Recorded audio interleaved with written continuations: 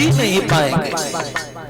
तुम चाहो अयोध्या का राज ले लो, तुम चाहो तो मेरी चतुरंगड़ी सेना ले जाओ, तुम चाहो तो हम तुम्हारी रक्षा के लिए चलते हैं, लेकिन राम को नहीं दे पाएंगे।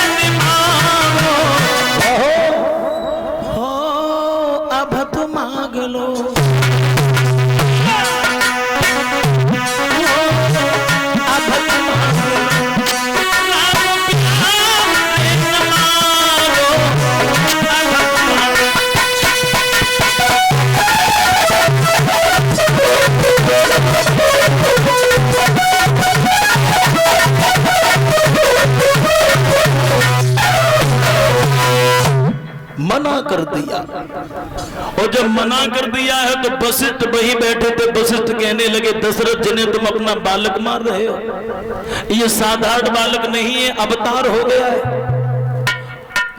और ये अवतारी बालक है, इसलिए विश्वामित्र अगर मांग रहे हैं तो भूतल का भार हटाने दो और राम लक्ष्मण को जाने दो। राम लक्ष्मण की कलाई विश्वामित्र के हाथ में थमाई।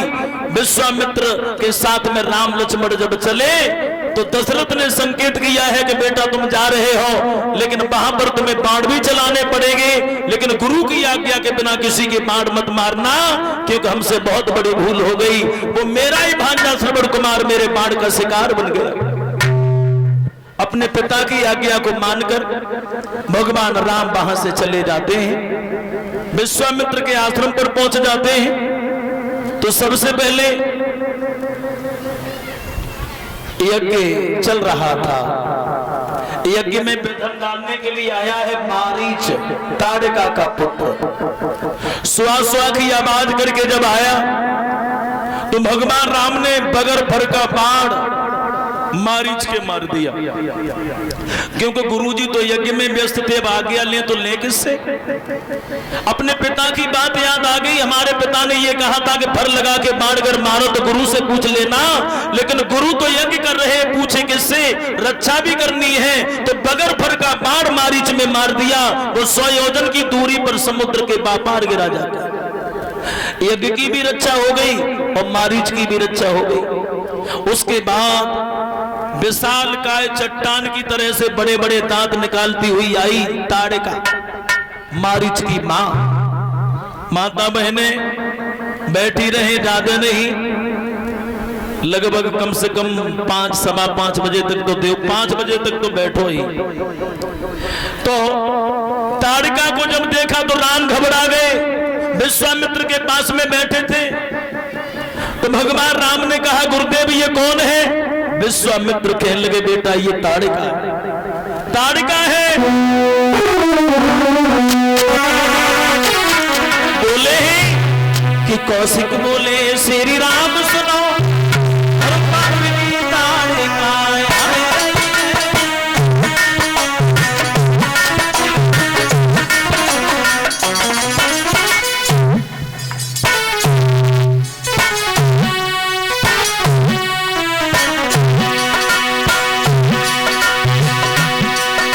विश्वामित्र ने समझाया, राम कौशिक बोले श्री राम सुनो, पापिनी ताड़का इसके कारण मुनिवृंदों की इस कारण जाने जा रही है।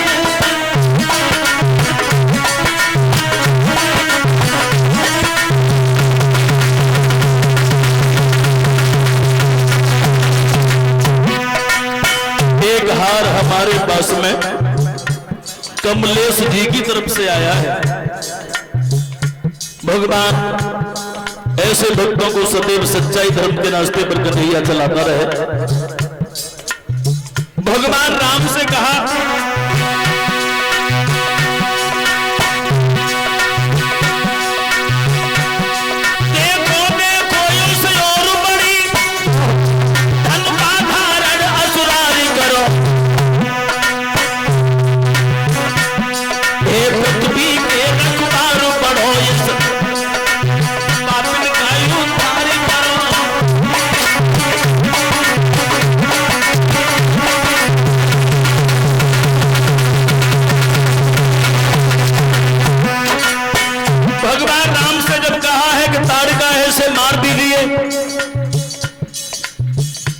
राम ने कहा गुरुजी ये तो अबला है, अबला को कैसे मारे,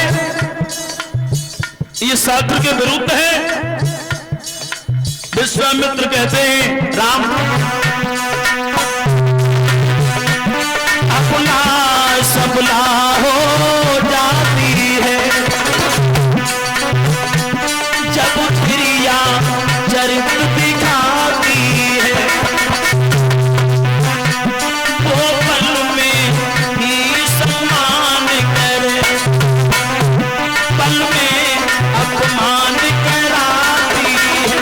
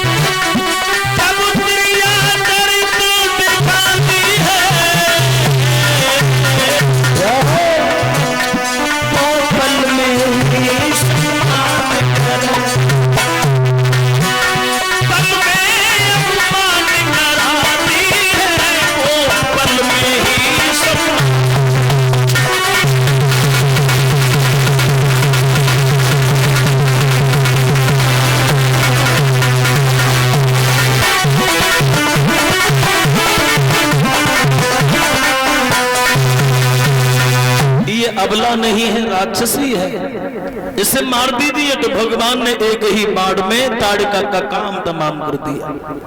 जब राम अवतार लेके आए तो पहले ताड़का को मारा, और उधर कृष्ण अवतार लेके आएंगे तब भी सबसे पहले पूतना को मारेंगे। ये ताड़का पूतना दोनों कौन है? वासना, और वासना को विवेक रूपी बाण के द्वारा ही मारा जा सकता है। इधर तो राम अवतार लेके आए हैं, उधर जनकपुरी में सीता जी ने अवतार लिया है पृथ्वी से, पृथ्वी से सीता जी ने अवतार लिया। महाराज जनक की सभा में एक धनुष रखा हुआ था जो महात्मा दधीच की पिनाक की हड्डी का बना हुआ था, उसे कोई हिला भी नहीं पाता था। लेकिन एक दिन खेली खेल में सीता जी ने एक जगह से उठा के दूसरी जगह पर रख दिया। जनक को बड़ी शंका हुई, जिस धनुष को आज तक किसी ने हिला भी नहीं पाया, लेकिन जरा सी हमारी बेटी धनुष को उठा के दूसरी जगह रख दिया। तो सभा में पहुंचे और सारी सभा एकत्रित की और खड़े होकर महाराज जनक ने प्रतिज्ञा की कि हमारी बेटी ने यह धनुष एक जगह से दूसरी जगह रखा है, तो मैं आज प्रतिज्ञा लेता हूं कि जो बहादुर जो धनुष को तोड़ देगा उसी के साथ मैं अपनी बेटी का रिश्ता जोड़ दूंगा।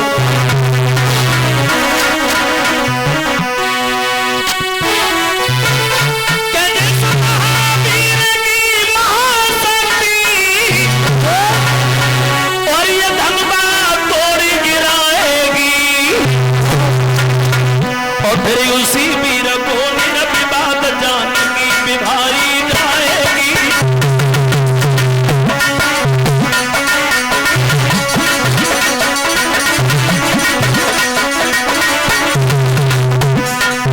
महाराज जनक ने सभा में और ये प्रतिज्ञा ली कि जो बहादुर धनुष को तोड़ देगा उसी के साथ सीता का विवाह कर दिया जाएगा।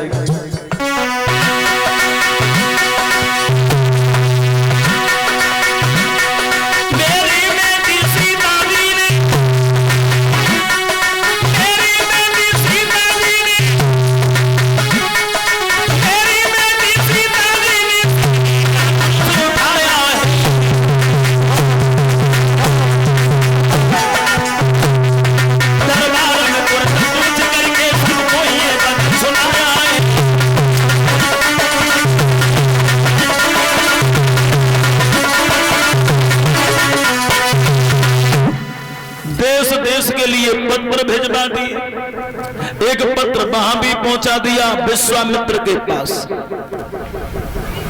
भगवान राम ने देखा तो राम ने सवाल कर दिया, गुरुजी पत्र कहां से आया है? विश्वामित्र बोले जनकपुरी से आया है, जनक नंदिनी सीता का स्वयंवर है।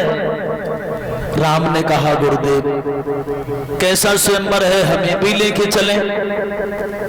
अगर तुम्हारी आज्ञा हो तो स्वयंवर में हम भी जाएं, हम भी देखें। विश्वामित्र कहते हैं अगर राम तुम्हारी इच्छा है तो चलिए।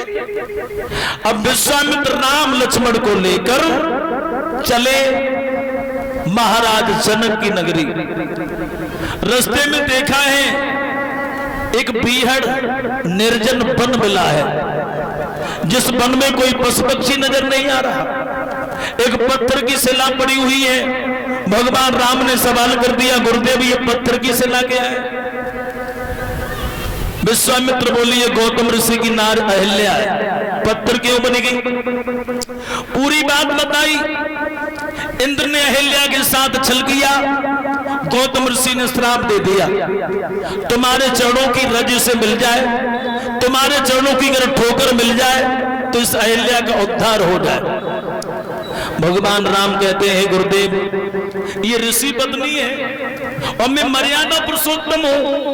पराई स्त्री से अगर मैंने स्पर्श किया तो मेरी मर्यादा चली जाए। मीठे बोले हमारी राधा रानी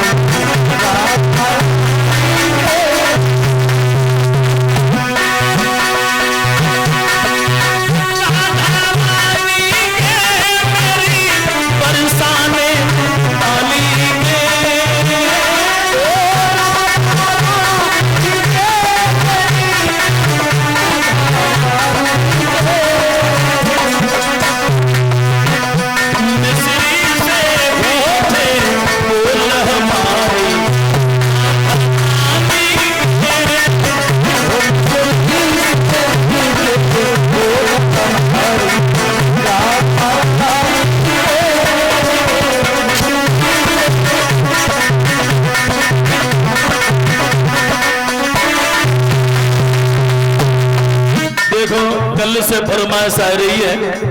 वैसे ऐसे गीत हम गाते नहीं हैं, लेकिन आप लोग मजबूर कर रहे हैं क्योंकि ऐसी गीत माता बहनें गाती हैं। लेकिन अब मजबूरी है तो चलो गाए दे रहे हैं। अरे श्री कृष्ण मेरे नेवरिया भाभी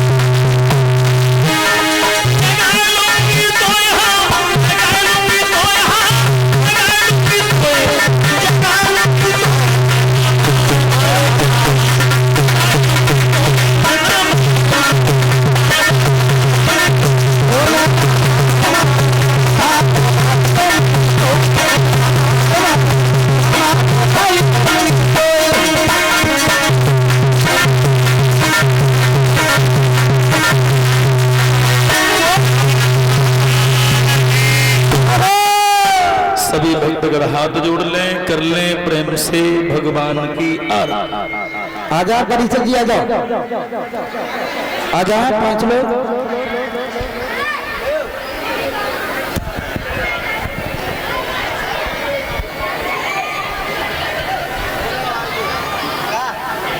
हाथ जोड़ लें। कौन गई घर में शर्मिंदा नारी,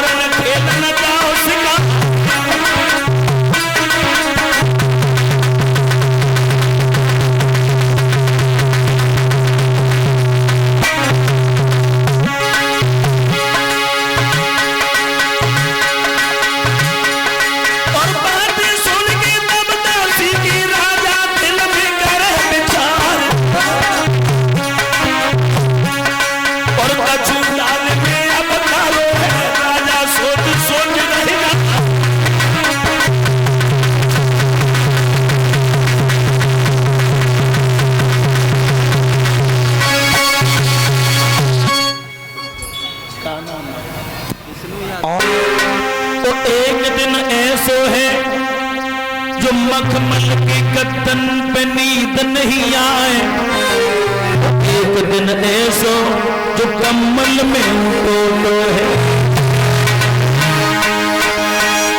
और भजले हर नाम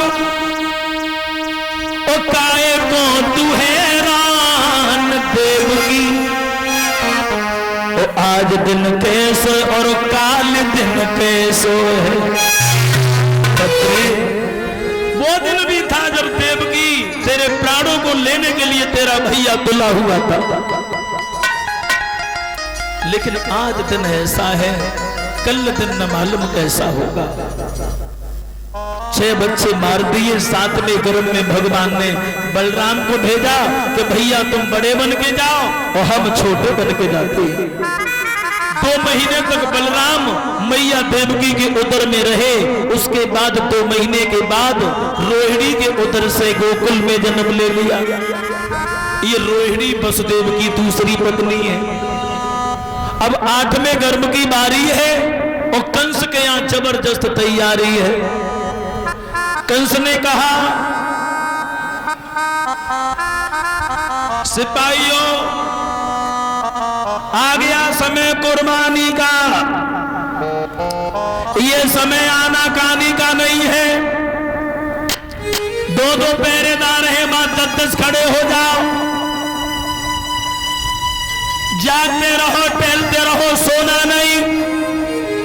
बच्चे का जन्म हो तो कोई बच्चे को मारेगा नहीं, हमारे पास लेके आना। सबकी आंखों के सामने इतनी दुर्दशा से मारूंगा जो देखने वालों के कलेजे कांप जाएंगे, समझ जाएंगे दुनिया के लोग कि कंस का काल आज मारा गया। कंस अमर था, अमर है और अमर ही रहेगा।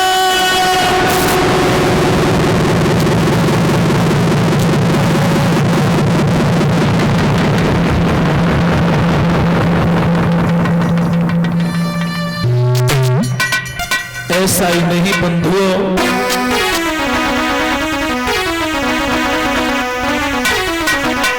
कि अब तो बिल्कुल आजादी थी, अशाही थी और मुख्तारी थी।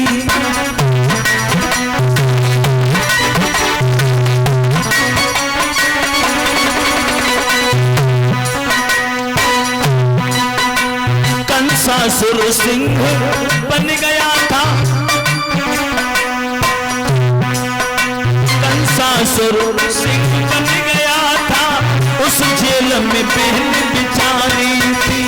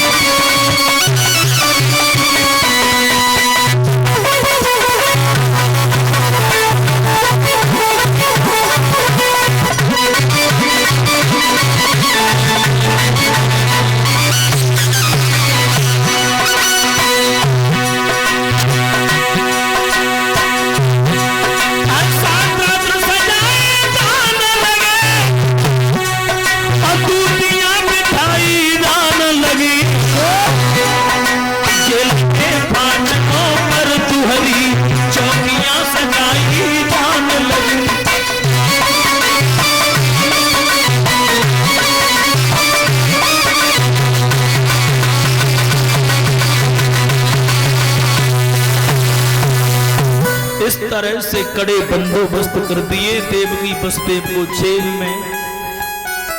जो काल को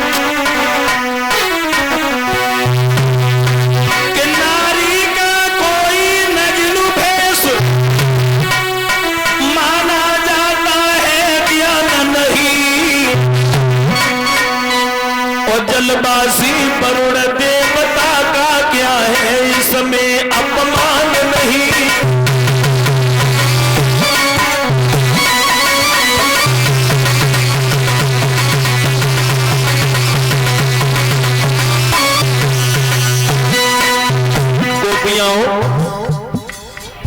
नारी का कोई भी नग्न अंग ज्ञान नहीं माना जाता।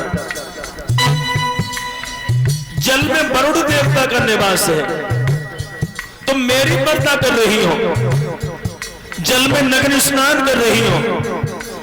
नारी को कभी भी किसी जगह पर नग्न स्नान नहीं करना चाहिए। जो नारी अपने बंद घरों में नग्न स्नान कर लेती है, उनके घर से धीरे धीरे लक्ष्मी किनारा कर जाती है।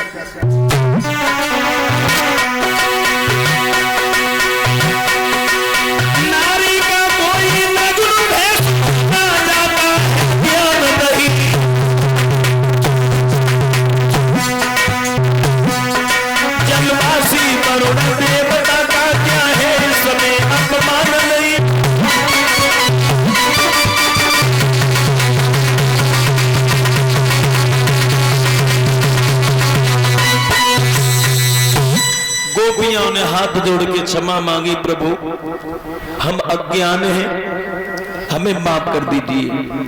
आज के बाद में ऐसी भूल कभी नहीं होगी। लेकिन हमारे साथ आप महाराज कब करोगे? भगवान कहते हैं जब सुंदर समय आएगा तब हम तुम्हारे साथ महाराज करेंगे। गोपियां अपने अपने घर के लिए चली जाती हैं। भगवान कन्हैया ने योग माया से कहा है यमुना के किनारे सुंदर रमणी के स्थान बना के तैयार करो। अब यमुना के किनारे सुंदर रमणी के स्थान बनाया योग माया ने। भगवान से कहा है प्रभु मैंने स्थान बना दिया। कैसा स्थान है? बड़े हरे भरे वृक्ष खड़े हैं, पृथ्वी हरे रंग की चादर पहने हुए है, सुगंधित पुष्प खिल रहे हैं, भमरे कलरव कर रहे हैं। भगवान ने जब देखा वो कैसा स्थान,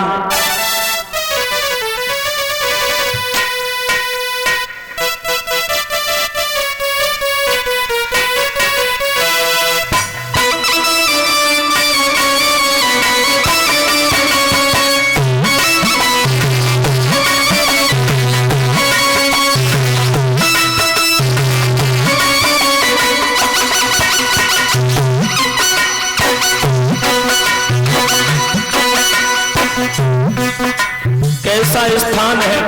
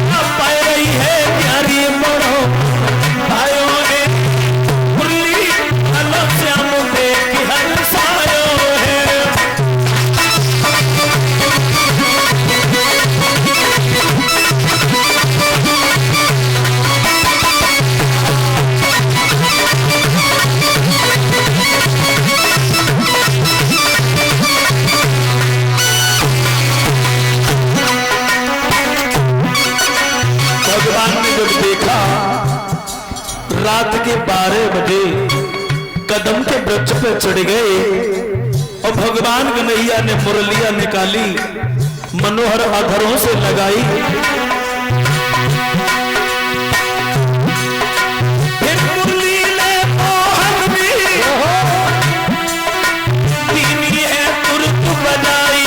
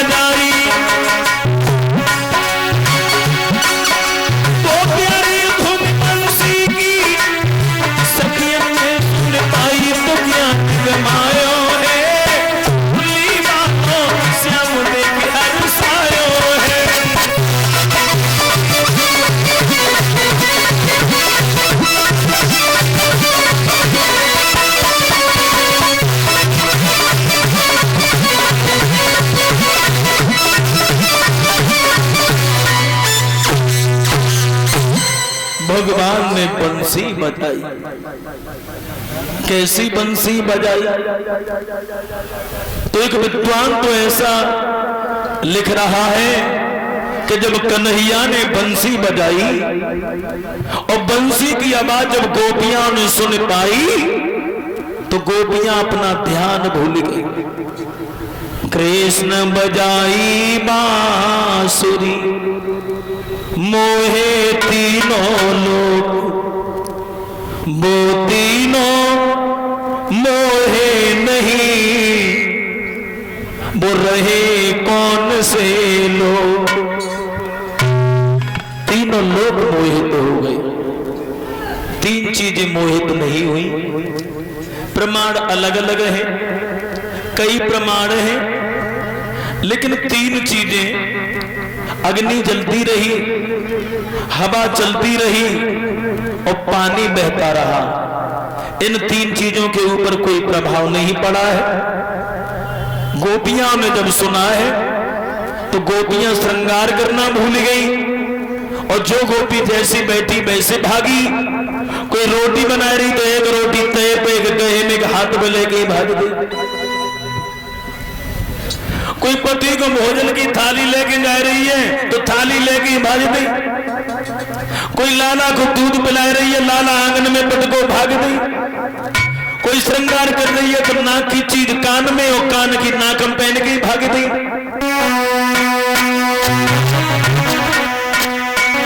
कि ऐसी बजाई गई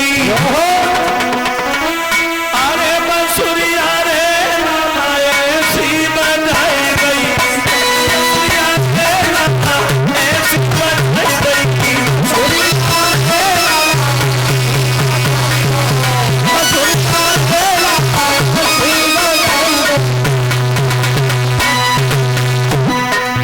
क्या दशा हुई? किसी के नाक में कुंडल बुलाक कानों में, किसी के दांत में सलमान बिछ गया आंखों में।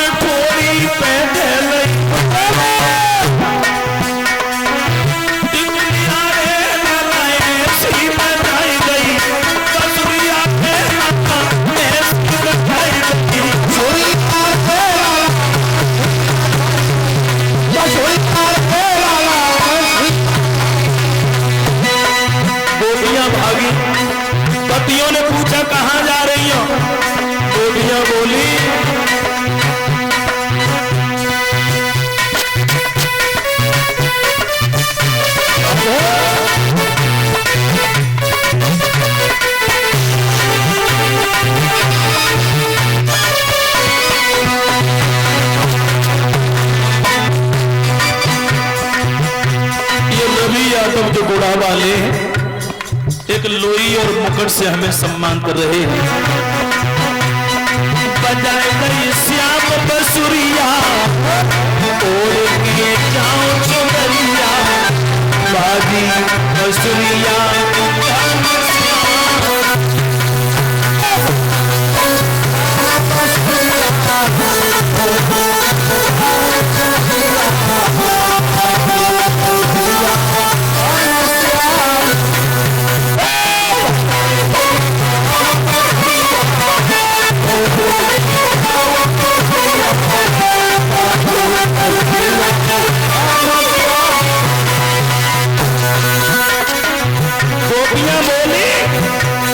क्या हुई? अरे कोई गोपी ढोलक लेके भाग गई हो, कोई गोपी ढोलक लेके भाग गई, कोई गोपी चमका लेके भाग गई, कोई गोपी भाजी हार गई, गोपी भाजी भाजी हार गई, भाजी भाजी में तो बात भाग गई।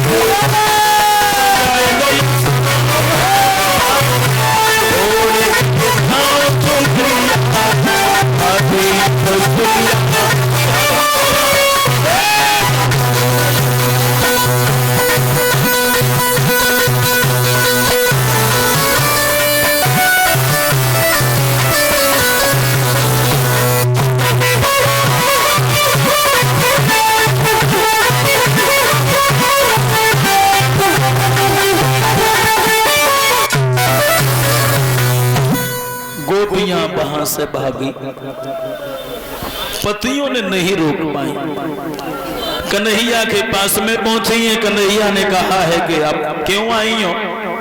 गोपियां कहने लगी श्याम सुंदर मैं नहीं जाऊंगी। कन्हैया कहते हैं कि तुम रात्रि के वक्त अपने पतियों को छोड़ के चली आई, तुम्हें मालूम नहीं पति परमेश्वर के समान होता है। गोपियां कुछ नहीं बोली। कन्हैया कहते हैं गोपियां तुम वापस चली आओ, लेकिन गोपियां कुछ नहीं बोली।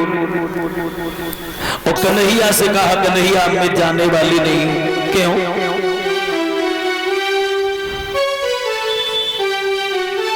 जब तुम हमें प्राणपति मिल गए तो संसारिक पतियों से क्या लेना देना। और गोपियां ने कहा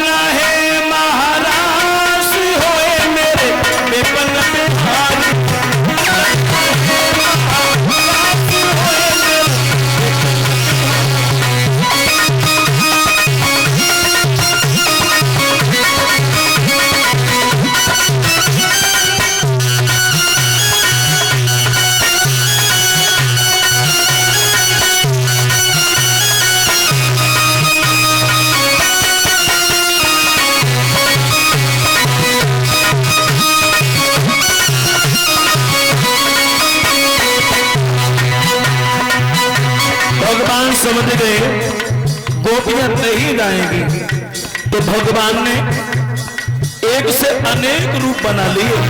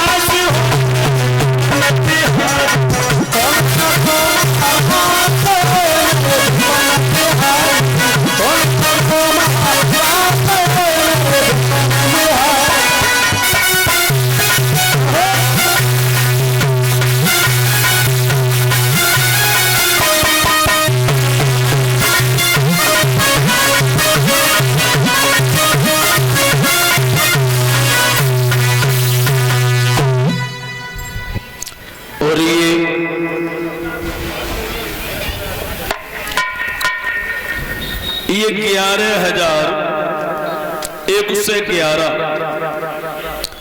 11,111 रुपए स्वर्गीय श्री देवी सिंह यादव जो माधोगंज से हैं, यज्ञपति परीक्षित जी को ये कृष्ण छवि देकर और हमें भी एक कृष्ण छवि और मुकुट से सम्मान कर रहे हैं। हमारे साथियों को 10 रुपए, संतों को 10 रुपए से सम्मान कर रहे हैं। भगवान सदैव प्रसन्न बनाए रहे। गोपियां भगवान कन्हैया के साथ में महाराज कर, वो कैसा महाराज था, उस महाराज को देखने के लिए स्वर्ग से देवताओं की पत्नियां आई भेष बदल बदल के। इंद्राणी, ब्रह्माणी, भोले बाबा की पत्नी गिरजा भी श्रृंगार करने लगी। और जब पार्वती को श्रृंगार करते हुए देखो है तो भोले बाबा ने कहा, गिरजा कहा भोले बाबा हम महाराज देखने जा रहे हैं। महाराज कहाँ हो रहा है? वृंदावन में कृष्ण महाराज कर रहे हैं। तो भोले बाबा बोले, हमसे इतनी दुविधा कायको की, ये बात हमें कायको नहीं बताई। अगर कन्हैया महाराज कर रहे तो हमें भी लेके चलो, महाराज भी देखेंगे, कन्हैया के दर्शन भी करेंगे। पार्वती बोली, देखो भोले बाबा वहां पर केवल स्त्रियां जा सकती हैं।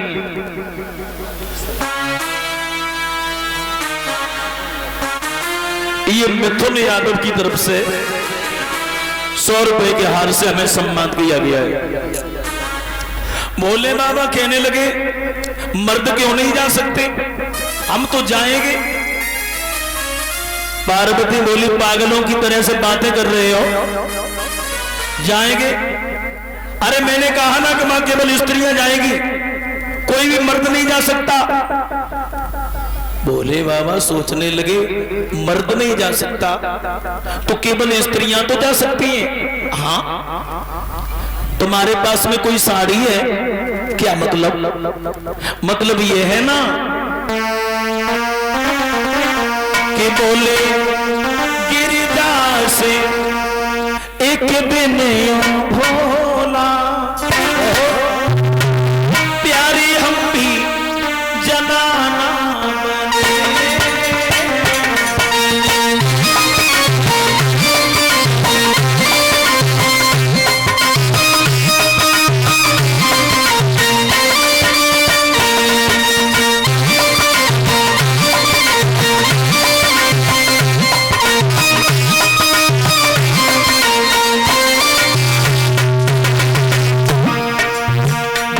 भोले बाबा बोले, गिरजा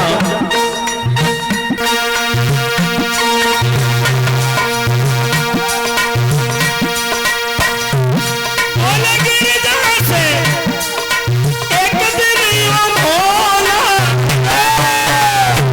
प्यारी हम भी जनाना बनेंगे।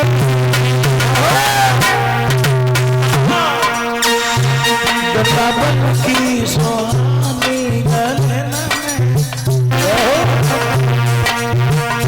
वृंदावन की सुहानी गलियों में रात देखन को हम भी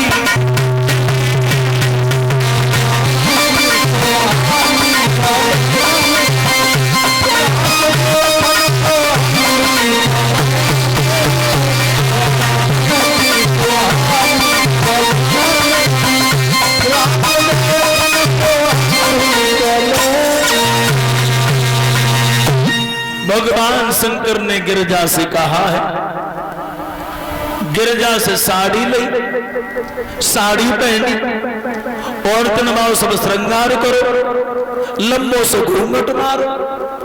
नहीं रुके भोले बाबा, अब भी कोई पहचान लेगा, अब भी कोई पहचान लेगा। गिरजा कहने लगी, भोले बाबा कितना मैं तुम्हें समझाऊं, मत जाओ, लेकिन नहीं माने। अगर तुम ज्यादा तंग करोगे तो मैं भी नहीं गाऊंगी। भोले बाबा बोले तुमसे गिरने गई तुम जा, अरे हम तो जे चले। और भोले बाबा तैयार हुए कि लंबो से घूंघट मारे के चल पे। गिरजा बोली तो रुक जा हम भी चल रहे हैं। भोले बाबा बोले आ। अब आगे आगे गिरजा और पीछे पीछे भोले बाबा। भोले बाबा घूंघट मारे जा रहे हैं, मन में विचार आ रहे हैं भगवान के दर्शन होंगे, महाराज देखेंगे। महाराज के मेन दरवाजे पर पहुंचे, ललिता नाम की गोपी ने रोक लिया। रुक जाओ, क्या नाम है तुम्हारा, पति का क्या नाम है। गिरजा बोली मेरा नाम गिरजा है, तुमने पहचाना नहीं। अच्छा, भोले बाबा के घर से अब हाँ महाराज देखने जा रही हूं। जवाब दिया है, मना किसने किया है, जा। तुमने परिचय दे दिया, जा सकती हैं। अब गिरजा सोचने लगी भगवान मैंने तो अपना परिचय दे दिया, लेकिन जो 1.5 हाथ की दाढ़ी लड़का पीछे खड़े, भला इनका परिचय कैसे दूंगी। गिरजा आगे बढ़ी, भोले बाबा घूंघट मार के निकले और तैसे ललिता ने खड़ा कर लिया। ठहर जाओ, क्या नाम है तुम्हारा, कहां की रहने वाली हो, पति का क्या नाम है। अब भोले बाबा खामोश खड़े। गिरजा से बोले गिरजा कैसी मेरी इज्जत बचा।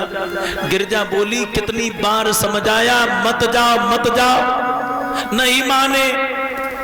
तुमने मेरी नाक कटवा के रख दी, अब यहां पर मैं क्या कह दूं। भोले बाबा बोले मन में आए सो कह दे। अरे हियन से नहीं करेगा फिर तो महाराज देगी नहीं। ललिता बोली गिरजा ये जो घूंघट वाली बहू है ये इशारे में बात कैसे करती है, क्या गूंगी है। पार्वती बोली गूंगी थोड़े ही है, नई बहू है और नई बहू शर्माते है। नई बहू किन की है, जवाब तो तुम्हें मालूम है, हम बता रहे हैं कि चाहे गणपति की, जो मेरो बेटा गणेश है, कि चाहे गणपति की बहुरिया तू सुन ले री से।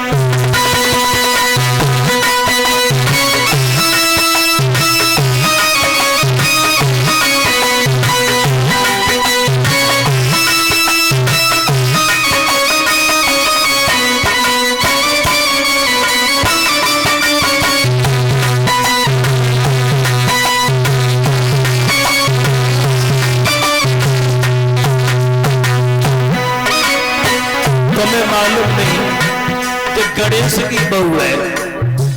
ललिता बोली इसका मतलब गणेश की शादी हो गई और मेरे लिए न्योता भी नहीं। जब आप लोग कहा बताए बहन, लॉकडाउन लग गो झटपट में कट डाले, केवल 5 ही आदमी जाता था। 4 दिना बेटा गणेश की निकली बहन सगाई।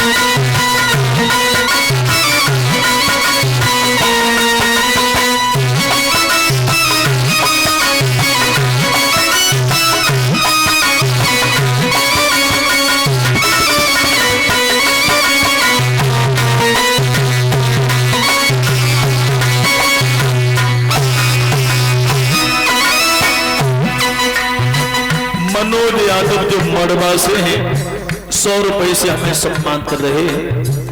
भगवान इस बच्चे का भविष्य उज्जवल बना रहे हैं। ललिता बोली चल कोई बात नहीं, शादी में अगर ना बुलाओ, अब अगर बहू मौका पे आई गई है तो एक काम कर, क्या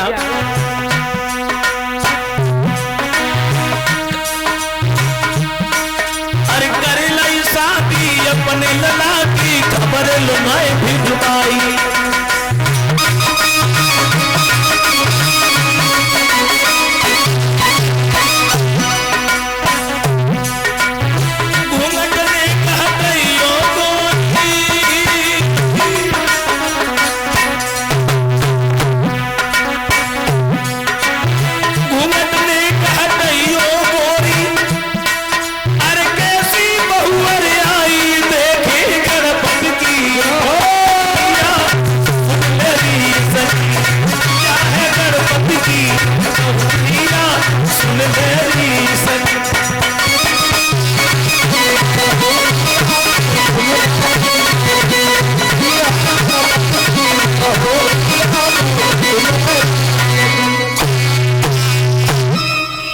ललिता बोली कोई बात ना है, बहू घर आए गई ये मौका पे, तो थोड़ो घूंघट उठाएगी, देखो चेहरा तो देख लेंदे। गिरजा कहने लगी लो चेहरा देख लेंदे, तुम्हारे घर पे आएगी तो चेहरा दिखाओ। अरे हुन वही कैलाश पर्वत पे और कुछ चीजें बत बनवाए के लिए। ललिता बोली हमें का सपनों है रखो तेने गणेश की शादी कर ली है? अरे छोड़ थोड़ो सा मुंह दिखाई दे कैसी बहू है। पार्वती बोली ना ना ना ना, अन्य हम बहू को पूछ ले। भोले बाबा के कान में कही बता अब क्या करें, पुल पट्टी खुलिए जाते हैं। भोले बाबा बोले तो कह दो पर्वत पे आइए। पार्वती बोले कि देखो बहू मना कर रही है, क्योंकि नई नई बहू शर्मा रही है, तो कह रही भाई पर्वत पे आइए। ललिता कहने लगी वैसे मैंने बहुएं तो बहुत देखी, लेकिन पार्वती जब बताओ जब बहू कैसी है, जब कैसी बहू है, दो हाथ है दो पैर हैं, बढ़िया बहू है खूब लमछारी, देखो जगह पैर मर्दन जैसी। कि भैया मारे गलाती तो वो साथ को सी उड़ जाएगा, पर मेरे एक तमाचे में वो नीचन उठने पाए।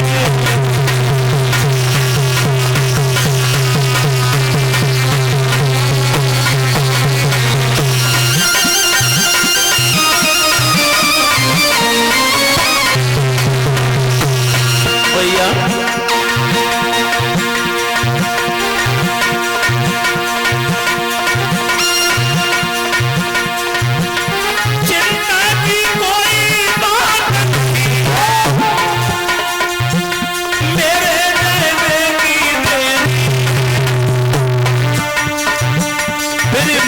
कंस के सर पे है मथुरा मोहन की चेरी है।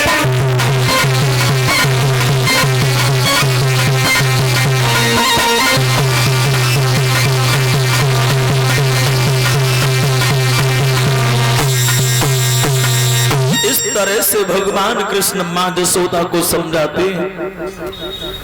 लेकिन रात में आज मैया यशोदा ने कन्हैया को अपने पास में लिटाया, मेरा कन्हैया सुबह चला जाएगा।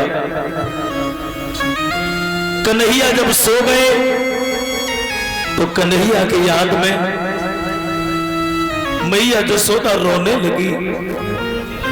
कन्हैया के पास से उठे आई, नंद भवन की चौखट पकड़ के बहुत रोई, मेरा लाला चला जाएगा, कन्हैया के बिना मैं कैसे रहूंगी। मैया ने जैसे रोना शुरू किया, भगवान कन्हैया की आंख खुल गई।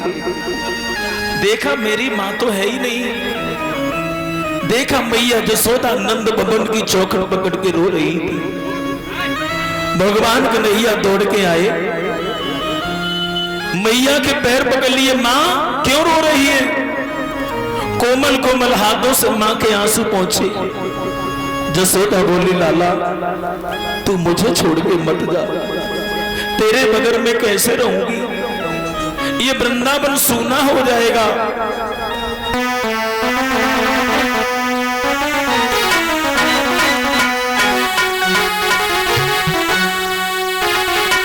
कि मोरे कन्हैया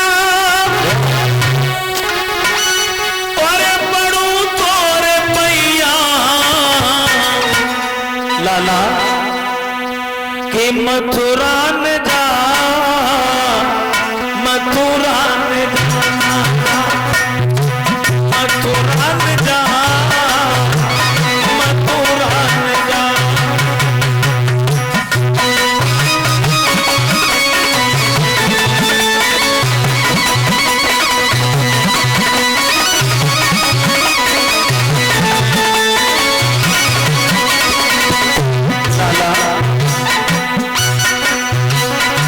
कुंदन की गलियों में दौड़े कौन लगाएगा,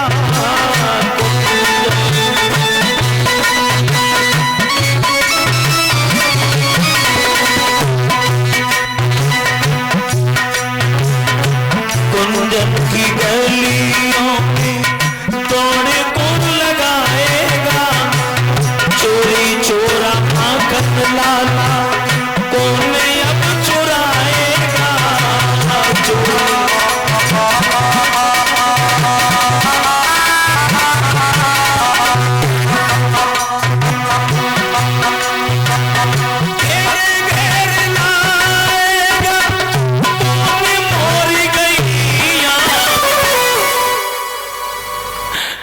मथुरा न जाना जा, मथुरा न जा,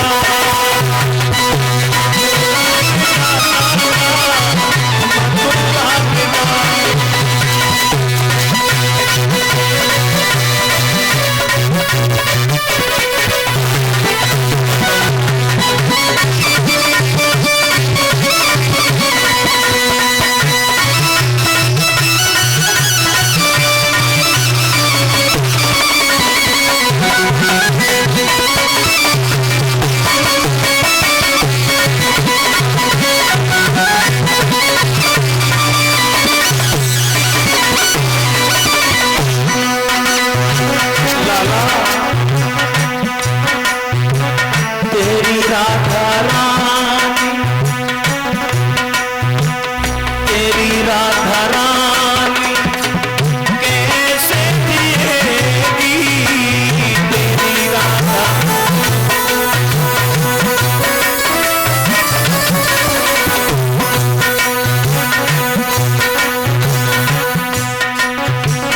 आंसुओं के घूंटों को कैसे पिएगी जुदाई,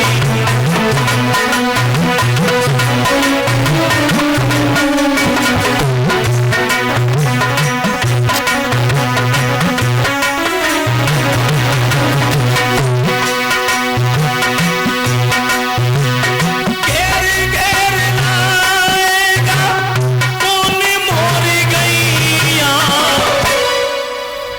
मथुरा न जा, मथुरा न जा, मथुरा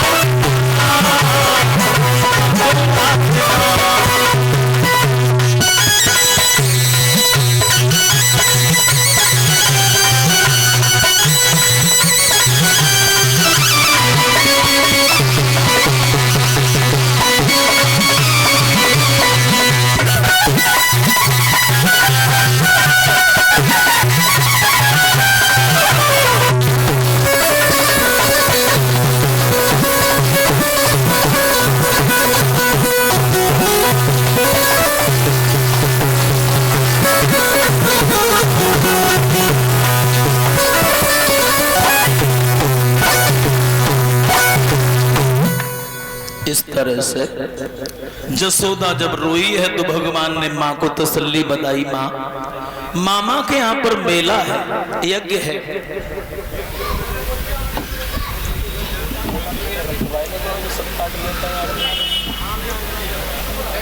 भाइयों भगवान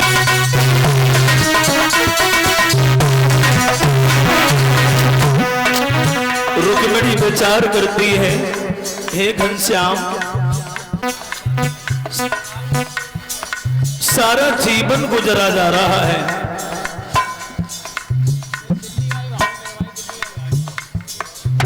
ये दिल्ली वाली भाभी है, इनकी तरफ से एक हार हमारे पास में आया है, भगवान घर में सुख शांति बनी रहे। और ये भाभी और भैया बड़े सुख शांति से रहे।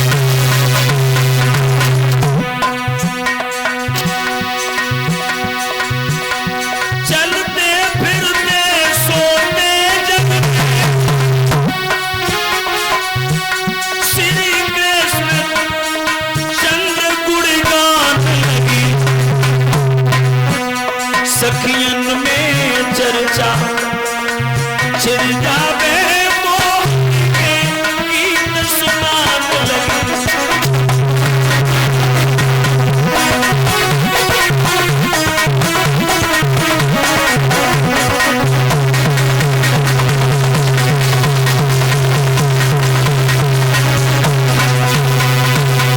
इस तरह से रुक्मिणी भगवान कृष्ण के भजन में दीवानी बन गई है। भगवान कृष्ण का गुणगान गाती रहती है। अब रुक्मिणी जब शादी के योग्य हुई तो रुक्मिणी की जो मां थी शुद्धमती, उसने देखा है कि रुक्मिणी शादी के योग्य है, रुक्मिणी जवान है,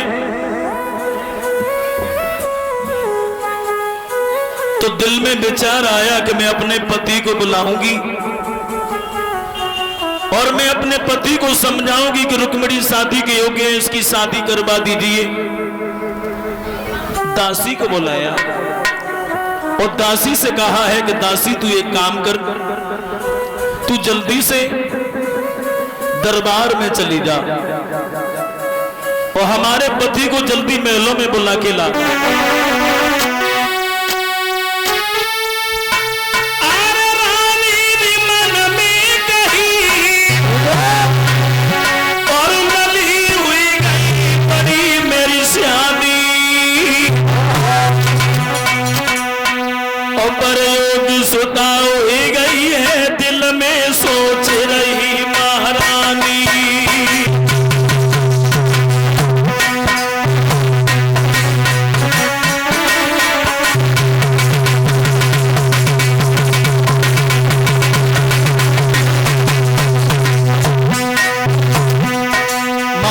दासी को बुलाती है, कलाई पकड़ के संकेत करती है कि तू जल्दी से जा, मेरे पति को बुला के ला।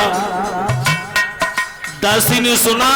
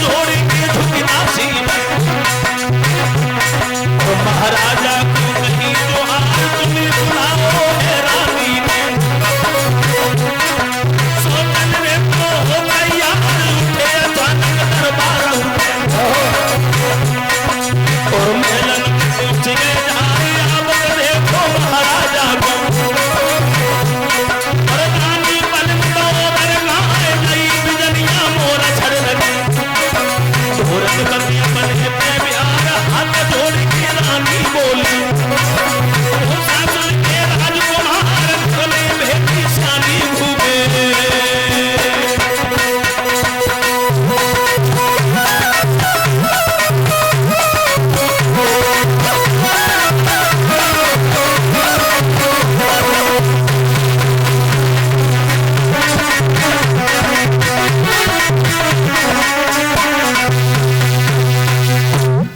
दरबार में महाराज पहुंच जाते हैं। रानी सम्मान करती है, हाथ जोड़ के बोली श्रीमन बेटी शादी के योग्य है। जबान बेटी माता पिता के सामने अगर कुंवारी घूमती है तो माता पिता को पाप लगता है। कहीं सुंदर सा घर भर ढूंढ के बेटी के पीले हाथ करवा दीजिए, हर माता पिता का कर्तव्य हुआ करता है। महाराज भीष्मक बोले इसके बारे में तो हम भूल ही गए थे, लेकिन तुम सच कह रही हो। राज दरबार में जाकर सबसे पहले हम बेटी की शादी के बारे में ही प्रस्ताव पारित करेंगे। महाराज वहां से चले, दरबार में पहुंचे और महाराज ने दरबार में जाकर एक सूचना सुनाई। दरबार में बैठे हुए सभी भाइयों से हमारा निवेदन है, राज दरबार का काम थोड़े समय के लिए रोक दिया जाए। आज राज दरबार का काम रोक दिया जाए। आज बेटी रुक्मिणी के विवाह के बारे में हम ये चर्चा आप लोगों से करवाएंगे और ये फैसला आप लोग करेंगे कि हमारी बेटी सयानी है, तंदुरुस्त है, सुंदर है। आप लोगों ने हमारी बेटी देखी है और सुंदर बेटी के लिए सुंदर लड़का भी जरूरी है। तो अपनी बुद्धि से मैं ये बताओ रुक्मिणी की शादी कहां पर की जाए? जिसकी बुद्धि में जैसा आया वैसे अलग अलग राजाओं के नाम सभी के नाने लगे। एक उठकर खड़ा हो गया, महाराज की जय हो। रुक्मिणी की अगर शादी कौरवपति दुर्योधन के साथ कर दी जाए तो बहुत अच्छा रहेगा। सम्राट राजा है, बलवान है, समाज में सम्मान भी है। उसकी बात खत्म नहीं हो पाई, दूसरा खड़ा हो गया, बिल्कुल नहीं। अरे राजा है तो क्या है, अभिमानी है, घमंडी है, सगे भाइयों का सगा नहीं हुआ, जिसके हृदय में ईर्ष्या पनपती हो। दुर्योधन को छोड़ो, किसी दूसरे को देखो।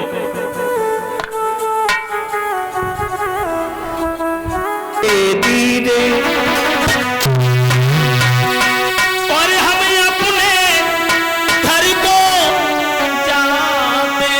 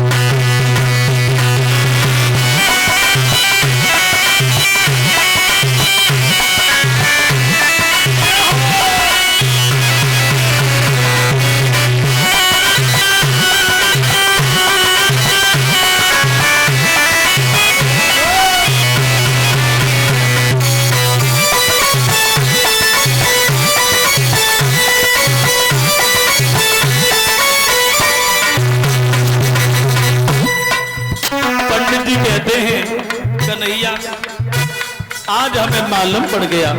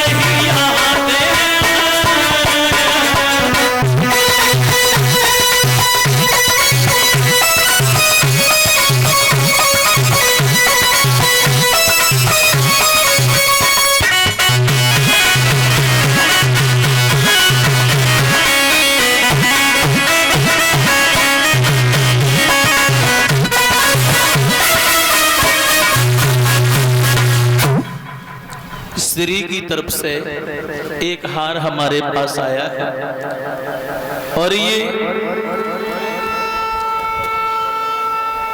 5101 रुपए हिमांशु यादव उरावर से हैं जो प्रधान पद के उम्मीदवार हैं, अपने जन्मदिन पर भंडारे में दान कर रहे हैं।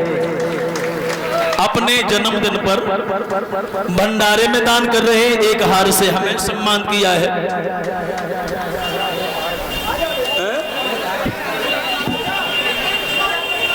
और एक हार हमारे शिष्य को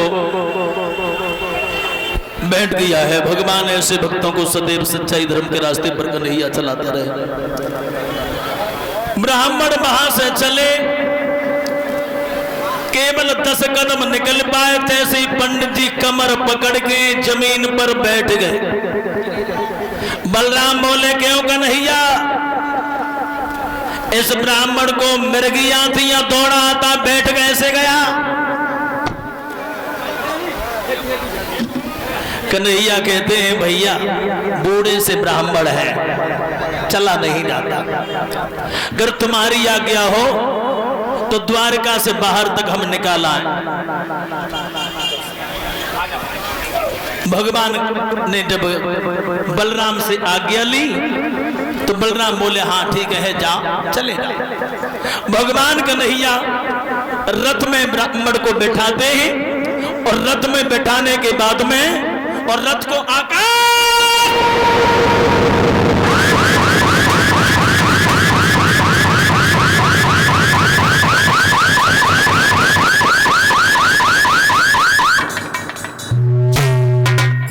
भगवान कन्हैया ने रथ आकाश में उड़ाया। कैसे उड़ाया? कुछ दिन पहले का गीत चलो तो, और वो गीत इतना हिट हुआ कि गांव की गलियों में छोटे छोटे बच्चे गुनगुनाने लगे। और नवदुर्गों पर वो गीत आज भी बजता है। लांगुरिया ने पंप चलाए दे, हवा ने करिए भैया। तो लांगुरिया ने तो पंप चलाई, लेकिन मेरे सामरिया ने रथ में चंप लगाई।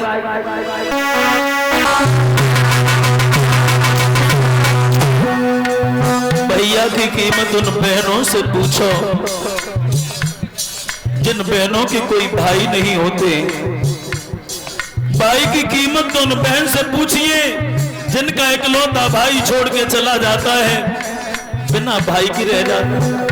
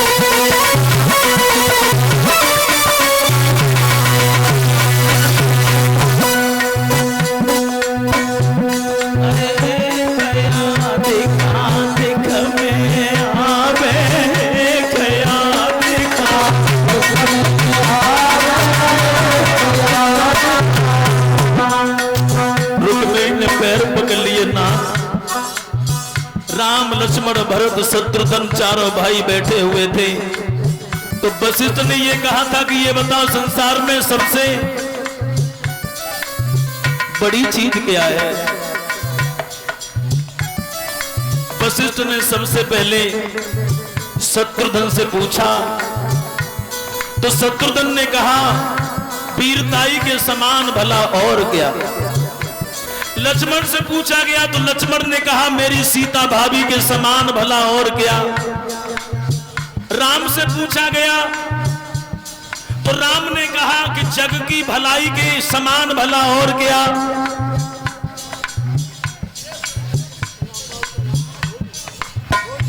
ये गोलू जो राम बाबू के नाती है उनकी तरफ से एक हार हमारे पास आया। भगवान बच्चे का भविष्य उज्जवल बना रहे। राम से पूछा तो राम ने कहा कि जग की भलाई के समान भला और क्या। भरत से जब पूछा गया तो भरत की आंखों से आंसू बहने लगे और उन आंसुओं में ही प्रश्न का उत्तर मिल गया। भरत ने कहा कि जग में भाई के समान भला और क्या। भैया जैसी चीज संसार में नहीं मिलती है, इसलिए निवेदन करता हूं भाई भाई हमेशा प्रेम से रहे। अगर कोई बड़ा भाई कोई गलत बात कह जाए तो उस पर बर्दाश्त कर लेनी चाहिए, सहन करना सीखो।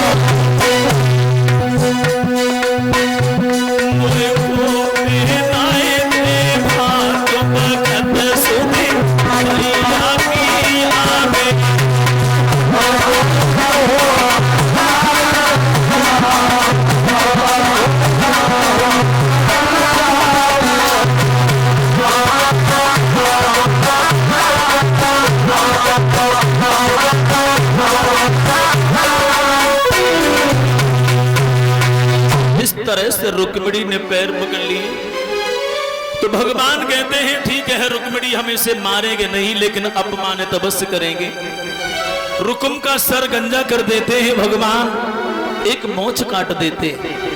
अपमानित करके छोड़ दिया है तो रुकुम लोक लज्जा के कारण अपने नगर के लिए नहीं गया, कुंदनपुर छोड़ के एक भोजकट नाम का नगर बसाया जो डिस्ट्रिक्ट इटावा में जिसे भरतना के नाम से जाना जाता है। जो भरतना है ये रुकुम का बसाया हुआ है। और कुंदनपुर किससे कहते हैं? कोई बापन के ध्याए